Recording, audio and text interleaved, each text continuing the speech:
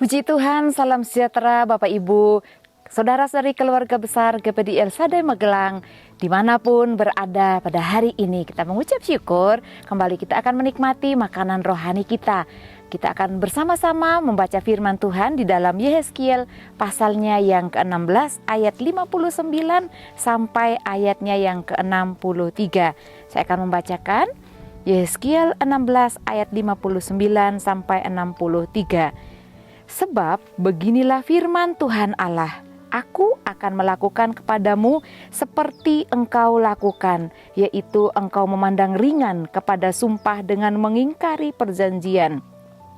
Tetapi aku akan mengingat perjanjianku dengan engkau pada masa mudamu, dan aku akan meneguhkan bagimu, dan aku akan meneguhkan bagimu perjanjian yang kekal. Barulah engkau teringat kepada kelakuanmu, dan engkau merasa malu.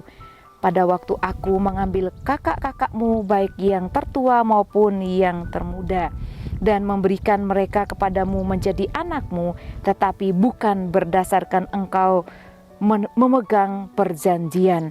Aku akan meneguhkan perjanjianku dengan engkau, dan engkau akan mengetahui bahwa akulah Tuhan. Dan dengan itu engkau akan teringat-ingat yang dulu dan merasa malu, sehingga mulutmu terkatup sama sekali karena nodamu, waktu aku mengadakan perdamaian bagimu karena segala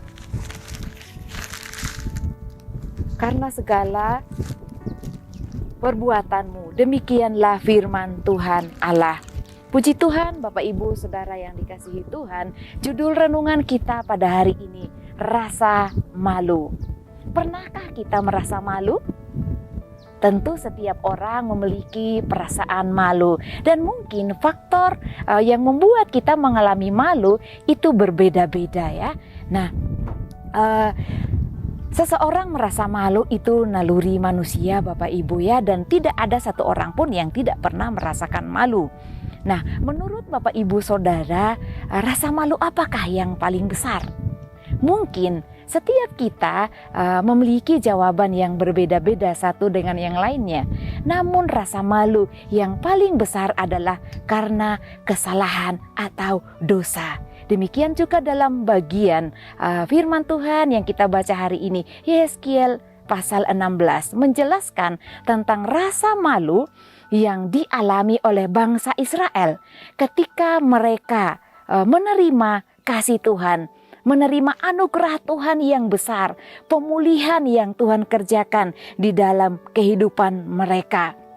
Nah, Bapak Ibu yang dikasihi Tuhan, di dalam ayatnya yang ke-53 sampai ayatnya yang ke-58, di situ menjelaskan bahwa Allah menjanjikan pemulihan bagi bangsa Israel. Indah kalau kita membaca Bapak Ibu, karena ada kata-kata yang berbeda dari pasal-pasal yang lain ketika Tuhan akan melakukan pemulihan bagi bangsa Israel. Nah, Bapak Ibu yang dikasihi Tuhan, ada juga bagian penting yang kita perlu lihat di dalam kebenaran firman Tuhan ini. Selain kita belajar tentang pemulihan yang Tuhan kerjakan bagi bangsa Israel, apa yang Tuhan lakukan, apa yang Tuhan perbuat dan Tuhan kerjakan, yaitu pemulihan yang besar, anugerah yang besar bagi bangsa Israel, tidak dikerjakan begitu saja, tetapi melalui peneguhan ya, peneguhan perjanjian yang kekal.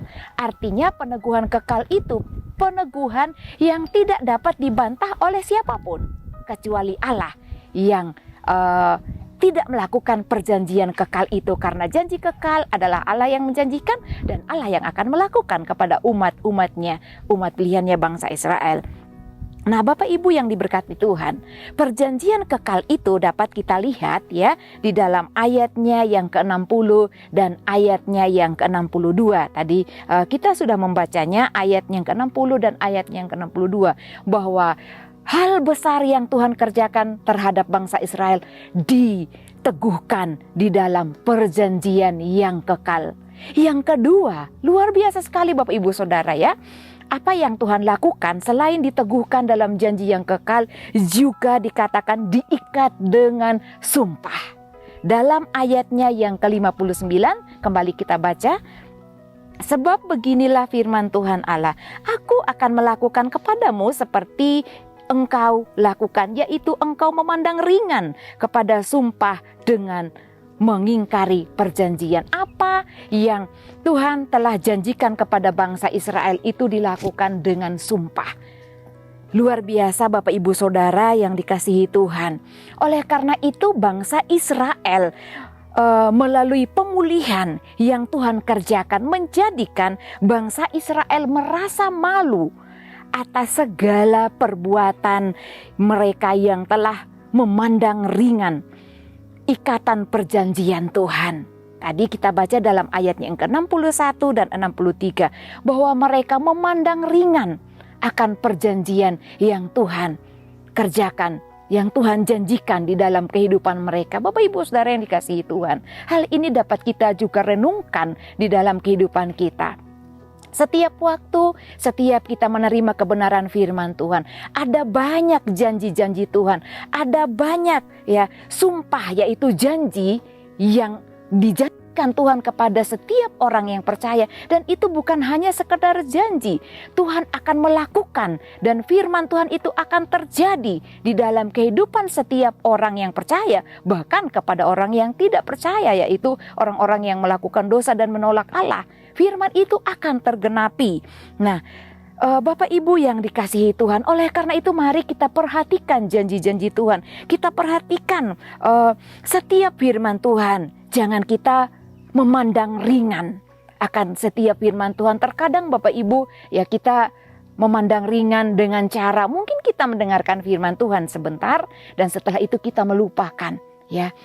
Namun dalam hal ini saya mengajak kita bersama-sama ketika kita menerima kebenaran firman Tuhan ataupun kita belajar secara pribadi. Mari Bapak Ibu kita menghormati, tidak memandang ringan akan kebenaran firman Tuhan. Setelah kita menghormati firman Tuhan, tentu cara menghormatinya dengan melakukan kebenaran firman Tuhan itu. Maka segala sesuatu yang merupakan janji Allah akan digenapi dalam kehidupan saya dan kita semua. Luar biasa Bapak Ibu Saudara ya. Nah, kesadaran dan ingatan kita akan masa lalu kita yang membuat kita sedih atau malu ya, itu tidak salah Bapak Ibu Saudara.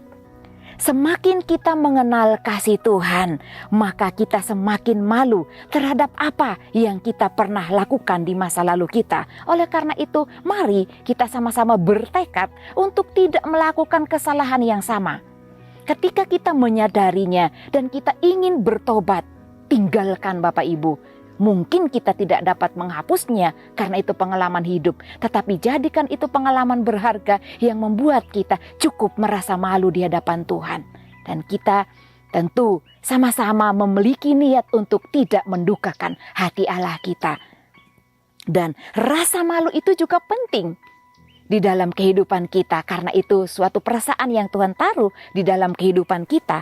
Rasa malu akan mendorong saya, Bapak, Ibu, Saudara kita semua untuk hidup bersih di hadapan Tuhan. Rasa malu itu juga akan mendorong kita menghindari segala kecemaran dosa. Membuat kita jijik, membuat kita tidak suka akan setiap perbuatan dosa itu. Dan rasa malu juga mendorong kita untuk hidup suci, hidup benar di hadapan Tuhan. Dalam Yesaya 43 ayatnya yang ke-25, di sana firman Tuhan menjelaskan bahwa dalam anugerah Tuhan yang besar, dalam kasih Tuhan yang tidak terukur, hidup kita yang berdosa diampuni dan dosa-dosa kita dilupakan oleh Tuhan. Tidak memperhitungkan kesalahan kita. Namun Bapak Ibu Saudara, bukan berarti kita lupa akan diri kita yang berdosa. Mari kita belajar untuk memandang anugerah Allah dengan rasa syukur yang dalam.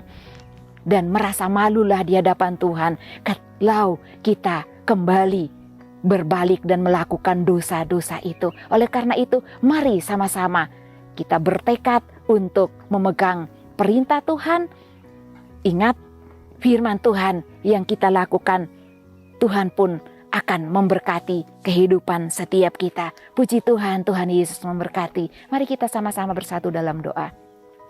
Bapa, kami mengucap syukur untuk kebenaran firman-Mu pada hari ini. Terima kasih Tuhan atas setiap perasaan yang Tuhan berikan di dalam kehidupan kami. Tuhan, pimpin kami untuk kami senantiasa tidak kembali kepada kesalahan-kesalahan masa lalu kami. Tetapi biarlah setiap apapun yang menjadi perjalanan hidup kami, membuat kami merasa malu di hadapan-Mu, dan belajar untuk hidup benar, hidup suci, dan mendorong kami untuk meninggalkan hal-hal yang tidak benar di hadapan Tuhan. Terima kasih Bapa yang baik. Kami juga mengucap syukur kepadamu ya Tuhan. Engkau telah melepaskan keluarga GPD El Shaddai Magelang dari kuasa kegelapan dan memindahkan ke dalam kerajaan anak-Mu yang kekasih. Di dalam Dia, keluarga GPD El Shaddai Magelang memiliki penebusan, yaitu pengampunan dosa. Terima kasih Bapa, kami mengucap syukur dan berdoa di dalam nama Tuhan Yesus Kristus. Haleluya, amin.